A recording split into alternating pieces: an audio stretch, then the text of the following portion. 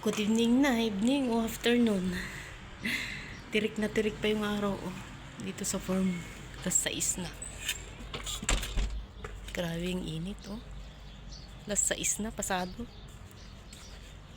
Ito kami sa farm, naglinis kami dito. Namatay na yung mga daw. Sobrang init ngayon. The hottest world here in Kuwait. Ala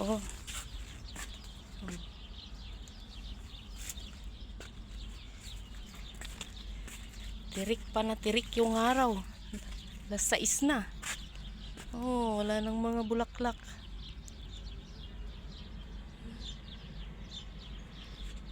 Init. Ayan, thank you so much. Ay, namatay na yung mga ipil. Walang mga bulaklak